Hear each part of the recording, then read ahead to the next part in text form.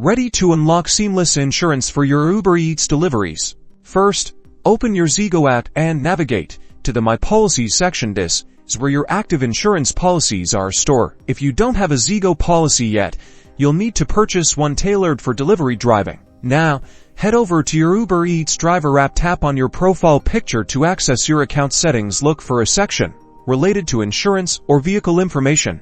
This might be under account or similar. Find the option to add or update your insurance details. Select this, and you'll typically be prompted to enter your insurance provider and policy number. Choose Zego as your insurance provider, then carefully enter your Zego policy number, which you can find on your Zego policy document or within the Zego app itself. Double-check for accuracy. Back in the Zego app, make sure your policy is active and covers food delivery. Uber Eats requires specific coverage levels, so ensure your Zego policy meets their requirements. Once you've submitted your Zego policy details, Uber Eats will usually verify it automatically. This process can take a few minutes to a few hours. And that's it.